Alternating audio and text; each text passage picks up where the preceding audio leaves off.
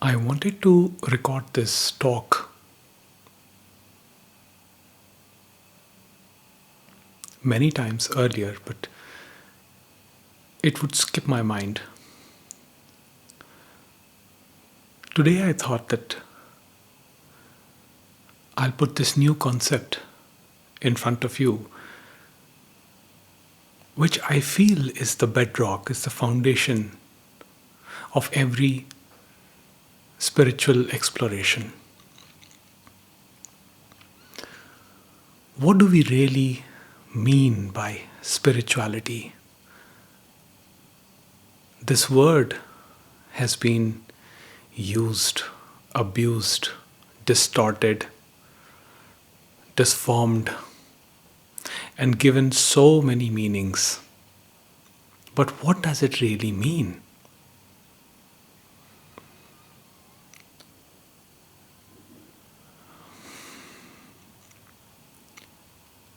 From what I saw, visiting different school of thoughts and different spiritual traditions across the northern India, is that most of what we call as spirituality has been transformed into rituals, practices, techniques, materialized, commercialized, which is all fine because all those things are beneficial, they have benefits, but at the root of it, the discontent that exists within, the pain of existence, the suffering of existence, the question of that has never been tackled. It has not been answered. Because most people, troubled by the pain of existence, question, what is my purpose in life? Why am I here? Why did God create all of this manifestation? Why this body which is so fragile? Why this mind which is so fickle? Why does it create attachments? Why does it bring about pain and suffering? You see, what we do is we try to distract ourselves. Our whole life goes into planning distractions. Pick up substances, indulge in sexual activity, or do anything to escape from that pain, to not see that suffering, to not face it head on. So we think by indulging in this distractive, performative spirituality, that somehow some magic will happen. Somewhere there is some separate God above in the heavens or some place who will take pity on this me and transform all pain and suffering into bliss and happiness. We live in the hope. We go through terrible ordeals in the hope that some magic will happen. Because I am spiritual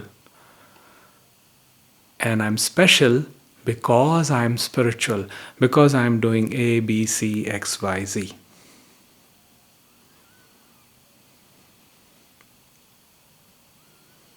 I get up very early in the morning, in the most auspicious time. I meditate for 2-3 hours every day. I read all the scriptures and I repeat that all my life.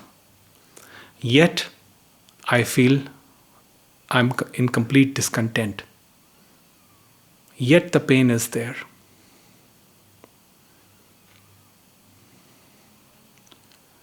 We say that we are earnest,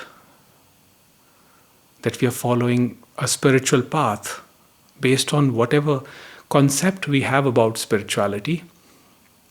So we think that the truth or the ultimate understanding should be a reward of that effort that we are putting. And somehow, after getting that reward, I will be a little bit more than the others. I will have something which they do not have.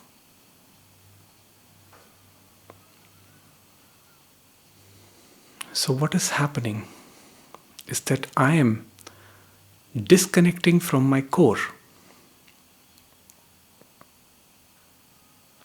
I'm living in concepts, I'm living in ideas, in theories.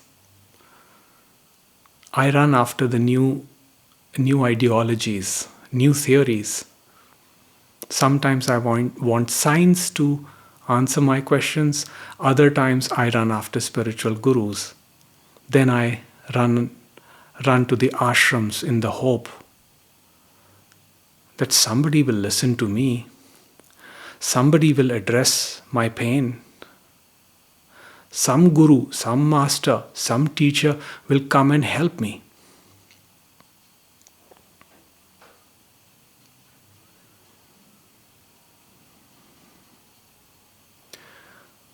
What if I tell you a new concept? And it is just a concept. So the first concept is that there is no one to help you. Nobody can do a thing to improve your life, to give you what you want. No spiritual teaching, no master, no guru can give you abiding happiness. Yes, you may enjoy their presence when you sit with them. You may indulge in distractions, which can be anything. And using those distractions, you may experience momentary pleasures. But again, you will be back to the same baseline. And your default baseline is constant suffering, constant thinking. This didn't happen my way, that didn't happen my way, things didn't go my way. I wanted this from life, I did not get this. I wanted better family, I didn't get very good family. I wanted a good job, I didn't get good job. I wanted wealth, I wanted relationships, I didn't get any of those things. It's all I centric. And all this I is outwardly movement. I didn't get this, I didn't get that. I didn't become this, I didn't become that. This I, this me. So the first concept is that there is nobody that can help you. You will always be back to that suffering, that emptiness, that pain. And again, you will start planning distractions. Let me try this, let me try that.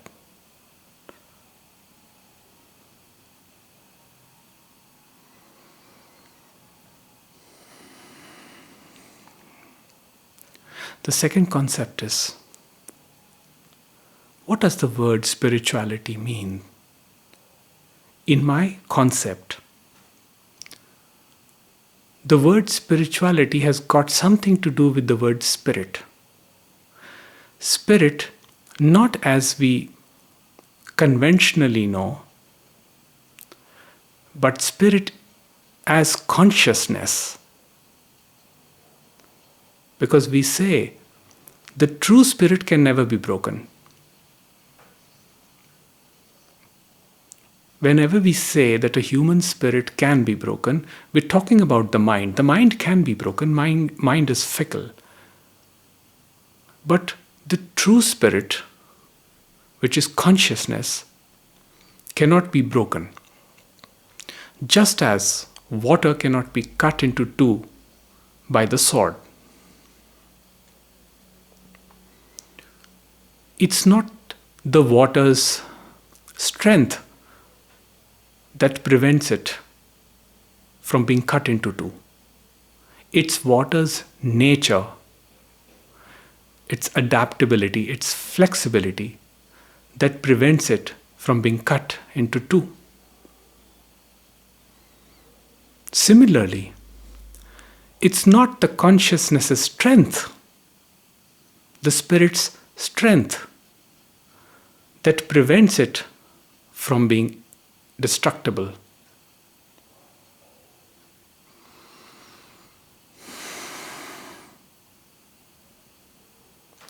It is spirit's nature. By nature, the spirit is indestructible. So true spirituality is recognition of that indestructible, ever-present essence, which is here and now.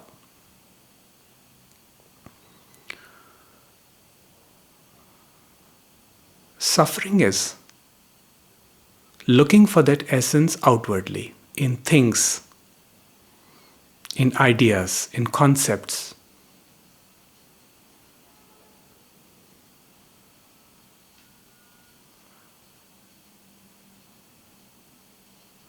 So when we have these two concepts and we move forward, we understand a deeper meaning to spirituality, to life.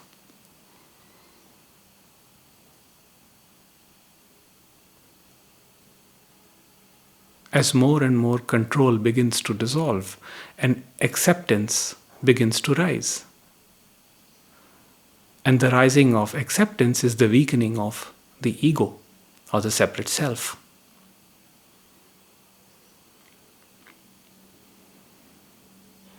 So if I say that you may be experiencing a dark night of the soul, total confusion, life not moving at all in your favor, and I say that nobody's going to help you, even your guru, your master, is not going to help you. That's not why the teacher, the master is there. That's a disservice to the teacher, to the master. Master is there only to point. He keeps pointing. All that any human being can do is just point. The rest is up to you.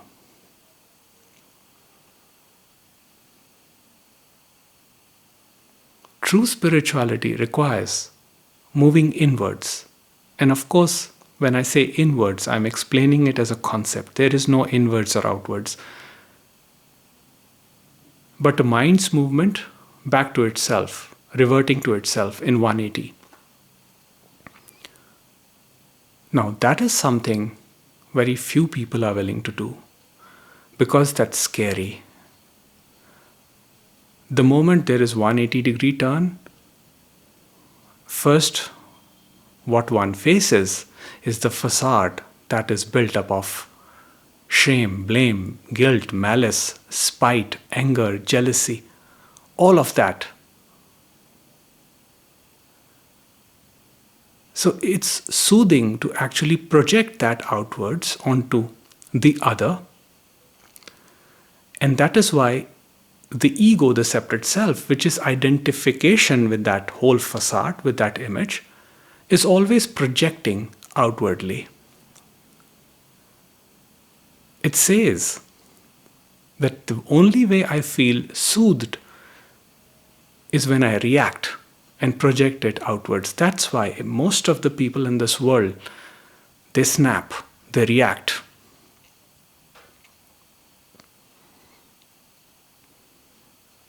And then the ego claims innocence. Oh, I'm sorry, it happened in the moment. Well, it is true that it happens in the moment. But it happens because there is an identification with an image which is not being seen for what it is. Ego is having a good time, clinging to that facade, to that image, because, as J. Krishnamurti said, that there is immense pleasure for the ego when it projects that hurt. And he would say that a hurt mind is not an innocent mind. So people who are hurt, they hurt others because it gives ego this false notion that it has soothed. But it's only temporary.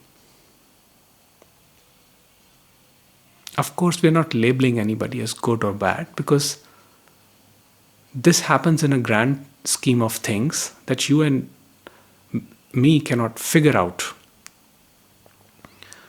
So each person is living their destiny, and sometimes it is their destiny to experience those hurts and also to project those hurts. But the whole idea is that it can be turned around, but it requires courage. And the whole spiritual work is moving inwards, is seeing that image and going beyond it. Because beyond it is something extraordinary, which cannot be explained in words. Beyond it is the spirit, the unbroken, the eternal essence, the being.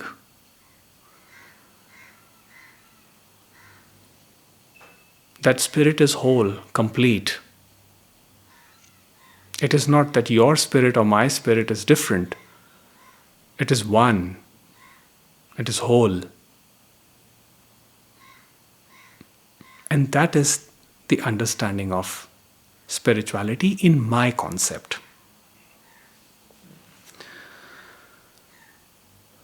The moment we move outwardly and get immersed in practices and rituals, which are not wrong, by the way, it's perfectly fine. Even I do certain practices and rituals. But when there is a fundamental movement away from the discomfort, from what is arising, there will always be suffering. Because the movement away from whatever is arising implies that things should not be this way. Things should be some other way. And yes, it can be very challenging, very, very uncomfortable to accept things as they are. But that is where the true understanding happens. That is where the true insight comes about.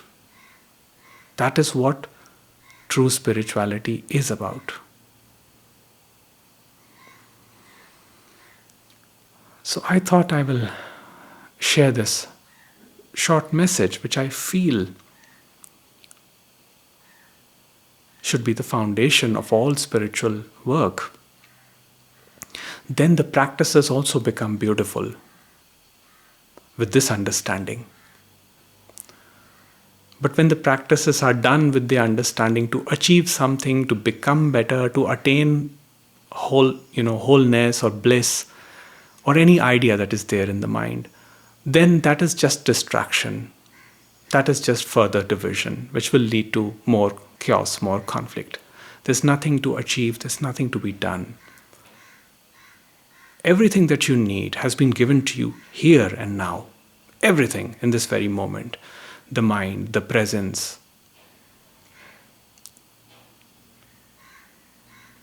It is all here. And you can make this examination anytime, any place. It does not require special practices, special methods, time apart from your work. It can be done during work also, in your daily interaction with people at your work, which will give you a deeper insight into what your life is, what your thoughts are, how really do you feel. Awakening is not just about getting powerful insights, it's about discovery of the emotional center. First thing that awakening does is starts opening the emotional center. In other words, Spiritual awakening is emotional awakening. Because most of us live trying to suppress the emotions. And in that, all the projection and those things come about, which create more and more conflict. So now I ask you, if nobody is there to help you, nothing, no scripture, no word, no teacher, no guru, nobody, what are you going to do? Tell me, what are you going to do?